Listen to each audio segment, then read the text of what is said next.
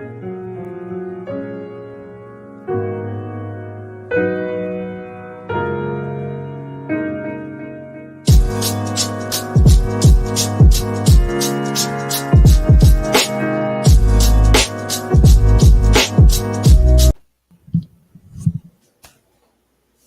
are the storytelling podcast, looking to change our narrative one interview at a time. Got a special guest by special request here to share his experiences in life pre, post, and during the pandemic. Got a cinematographer and visual extraordinaire, Chris in the building, man. Welcome to the platform. How you feeling? I'm doing good, CG. Thanks for having me on. And yeah, let's get to it. I'm ready to tell my story. All right. So tell us the story of how you ended up in California. Well, the story of how I ended up in California is pretty simple. I came down from Washington State seeking to take a picture of a wild desert rose out in the California desert that blooms once every 20 years as a nature photographer. And I couldn't find it.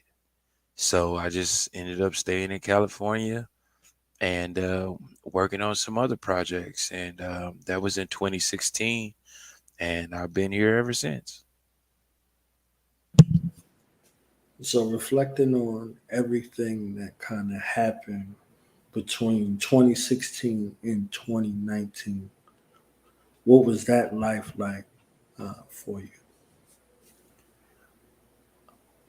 Between 2016 and 2019, as a photographer slash cinematographer, it was amazing. Within short of 18 months of me coming to California, I was working with Quincy Jones, Jamie Foxx, Floyd Mayweather.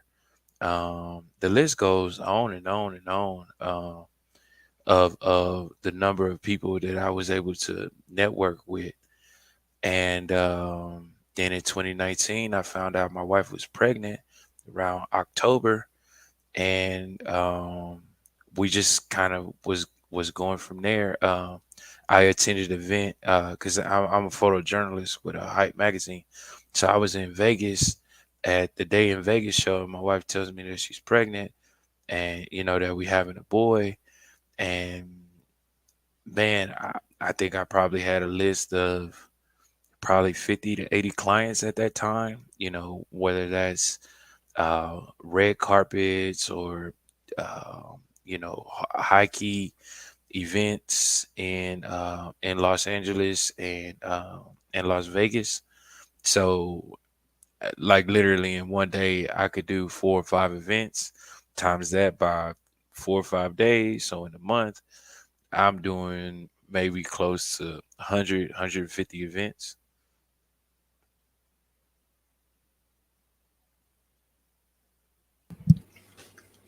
So, what was some memorable moments in that time frame between 2016 and 2019 that stand out for you if you had to name a few?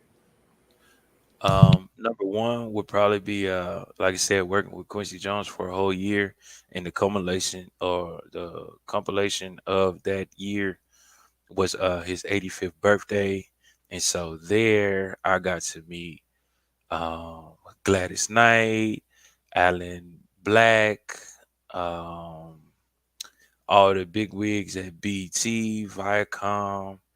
I got to meet Oprah. I got to meet Dave Chappelle, Lettucey, Ludacris. Like it was like a star-studded event for Quincy Jones. And the only thing I could think of is the line from the Boondocks. Don't look at Quincy Jones. Quincy Jones can't save you. So it was a real good time. Working with Q.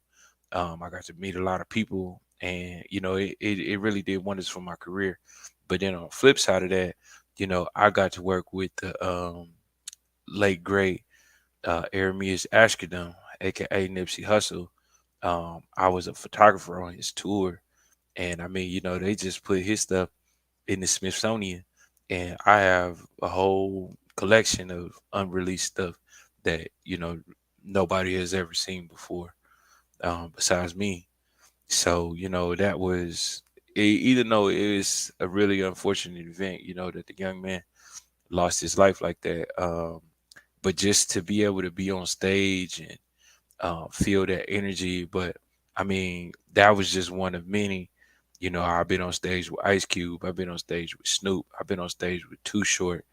Um, I've been on stage with Bone Thugs and Harmony. I've been on stage with I've been on stage with Jamie Foxx. It just it just never stopped. Every day it was something.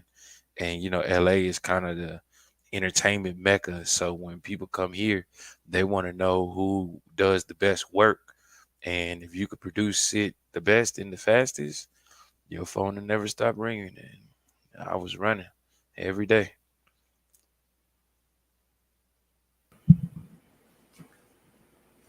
So that leads to the next question from unfortunate events with the passing of, Nipsey Hussle and the world and the state that it was in around that particular time.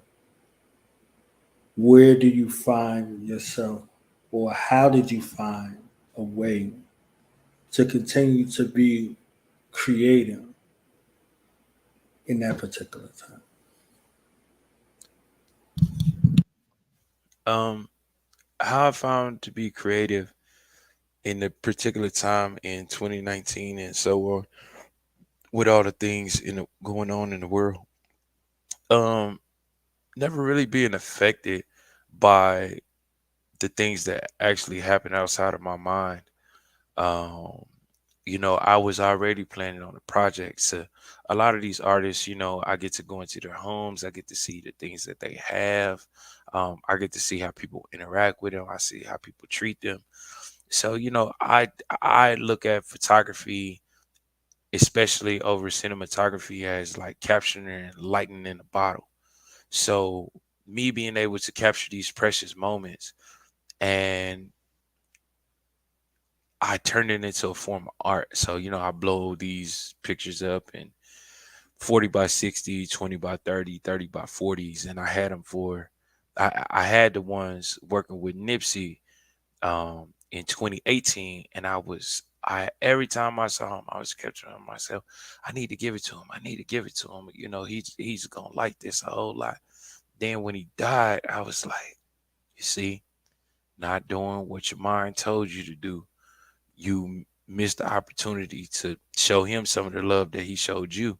So it it pushed me into a mode to where once you get an idea, put it down on paper and make it happen, because tomorrow's not promised. And the things that you are supposed to do, that the creator gives us all ideas and stuff to do, that if you don't do it, then you just wasting your purpose, and you just wasting space. So I became more creative. I began to let my mind explore more and go deeper into the recesses of my mind, and just realizing that there are no limits. And especially when it comes to art and cinematography, you could push the boundary of the norm, because nobody else's opinions matters but your own. So once I really got out of the notion of creating art to what people find it acceptable, I was actually able to go to another level by putting things into perspective. Because when you look at even modern art, they talk about Pablo Picasso like he lived 200-300 years ago, when he actually died in the 70s.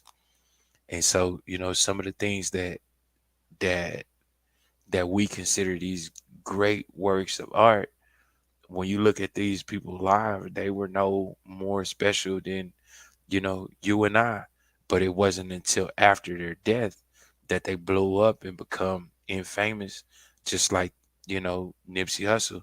He wasn't the most famous rapper before he passed away, but it's the legacy of your work and what you're gonna leave behind. So I was able to go deeper into my mind and actually start bringing out some of the ideas and things that I had, and forming a team and working with them. I was able to accomplish a lot more.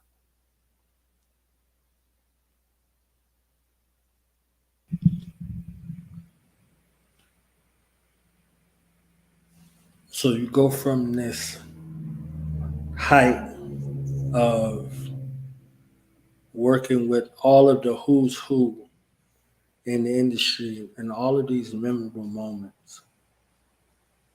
You fast forward into 2019.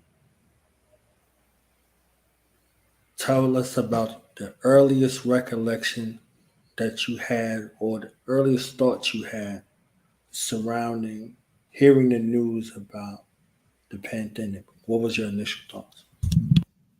Um, the first time that I started hearing about the COVID virus was probably somewhere around May of 2019. I look at world news and I have people all over the world. So, I was seeing it kind of make its way into Wuhan, China, and the lockdowns and things that they was experiencing over there. But by the time that it came to later in 2019, like October, China was almost on full shutdown. So I was like, well, it's only a matter of time before it come over here. But yeah, I was already tracking it, um, uh, kind of the whole time for as far as like the eh, before it became a global pandemic. It was just a regional pandemic, but it didn't seem to be anything more different than the pandemics that they had in China with the bird flu or SARS or H1N1. Um, but so like March of okay, so January of 2020, it started off real good. The events were rolling, rolling, rolling, rolling, rolling. So February came, and I believe my last event was the first annual Social Justice Awards with Attorney Ben Crump before he became, a huge civil rights activist, and with all that stuff with that had been going on, within the last 2 years. I mean, people knew him, but he wasn't a social media figure. So we did that with Maxine Waters, and then kind of after that, people started getting really scared about COVID, and then it came with the mask mandate in California, and then right around the first week of March, everything just stopped. Um, of yeah, March of 2020, everything just kind of stopped. But that only lasted for about 3 weeks, and being in the in crowd as a photographer, it didn't stop. The parties only became more exclusive. So whereas I was still working with Diddy, I was still working with um Jermaine Dupri, I was still working with all these guys that the, the, the industry didn't stop. Just a lot of people, they took their productions and just moved them overseas. So as a cinematographer, a gaffer, and all that different type of stuff, I wasn't able to pick up work with that type of stuff. But when it came to photo shoots and maybe some interviews, I was able to get more, because before, where people were at home, where they weren't at home because they either probably lived on tour or doing something like that, I was able, at that time, I was able to, saying, catch up with them, take the headshots, update EPKs. And a lot of people, they start podcasting. They had no idea what to do with video equipment, sound equipment, how to hook these things up. So we began to, lay out systems and teach these people of the before generation on how to use social media, how to hashtag, how to do this, when to post, all the different marketing strategies to reach an audience that is now at home and they can't go anywhere.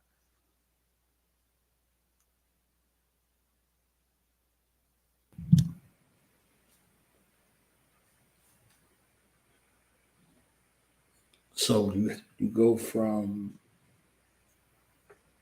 this extreme to abundance and one aspect in this multi-tiered space that you're in, where you're able to do a bunch of things well. You have a child on the way and everything. How much did you have to pivot with your life during, the lockdowns and, all of the other things that went along with that? Um, it was a big pivot in a sense of my asking price was kind of able to go up because I became more exclusive. Where before, where I was more accessible to people, now with a little baby in a pandemic, it was like I'm not leaving the house unless it's worth it. Because, like you said, when people would come and ask you to do things, they would be like, "Hey, come and show up and do this type of stuff." It wouldn't always be worth my while. It'll be a lot of lame ducks, or it'll be a lot of just content that you really couldn't sell or you really couldn't be able to use. But you might go into that thing and meet someone else who, what I'm saying, turns out to be another lead. So it went from that to like, okay, instead of doing 100 things a month, I'm probably only doing 2 things a month. And so it was a pivot for me because I had to refocus my priorities because, as the breadwinner of my house, I can't get sick with this, what I'm saying, at the time, unknown virus. And it's just like, okay, there's civil unrest going on. It's a lot of things going on in the news, but the phone didn't stop ringing. So, thankfully, I was able to go from the A-list celebrities to the A+ list celebrities, and it's just like, no, you're my photographer, and you know, I trust you that you're taking care of yourself, and that you're not gonna put me and my family at risk either by working with all these people. Um, but in certain aspects that I thought that I was gonna flourish in, like I said, in the cinematography, it came to a grinding halt. But on the personal side, I was able to use that time to get back out in nature and learn how to do lighting, learn how to use different things and enhance my techniques. My editing, for pictures was able to get a lot better because now I had more time to sit down and go through and recatalog content and create merchandise and do all these things. So I was being a good steward of my time and not just hanging out. But I spent a lot of time on Clubhouse, networking with people, and just learning a whole bunch of different stuff about a whole bunch of different things. But unlike most people, I like being at home. So the time for me was fruitful, not having to go to work.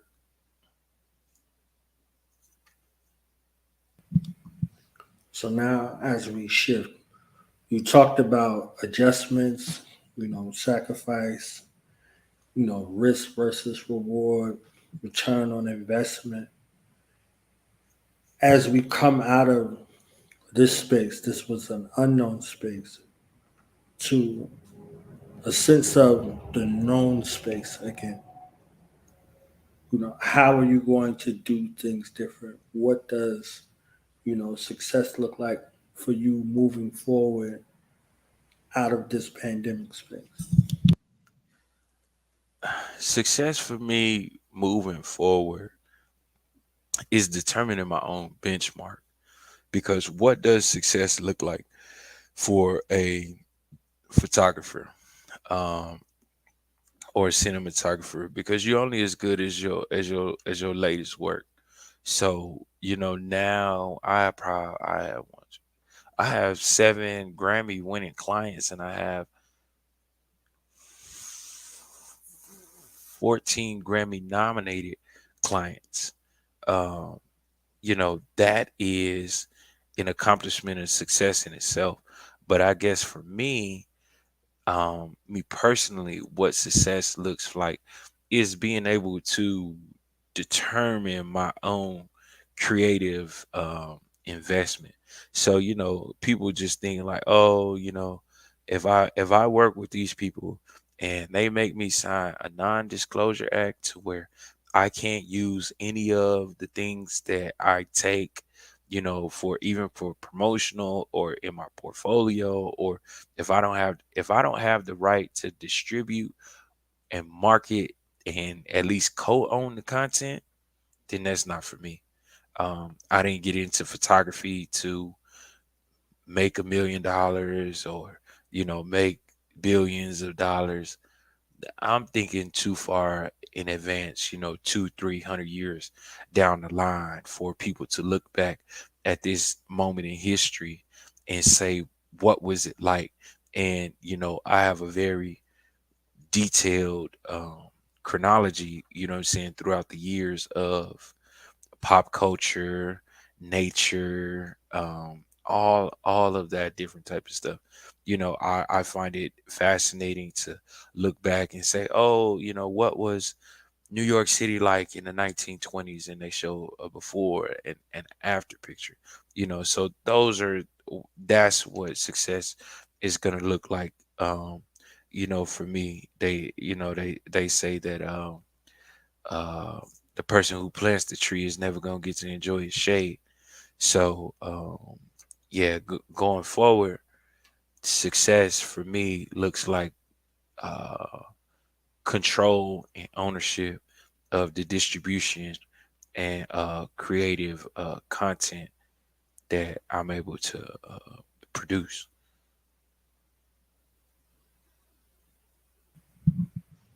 All right, last question.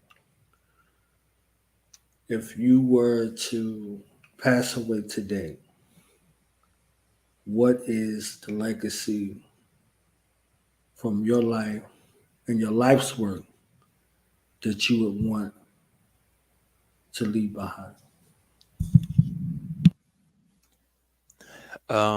If I was to pass away today, the legacy from my life's work, um, it would actually be a mystery. Um, because I guess in relation to the earth, there's more people in it than on top of it. So, but I guess the legacy for my artwork is to inspire people to live out their wildest dreams and their imaginations. Because I guess a person in my mid 30s, I guess the only thing that if hindsight is 2020, I didn't dream big enough. And some of the things that I accomplished now, I probably could accomplish them 10 years ago if I would have just set my mind to, I can do anything that I can do anything that I put my mind to.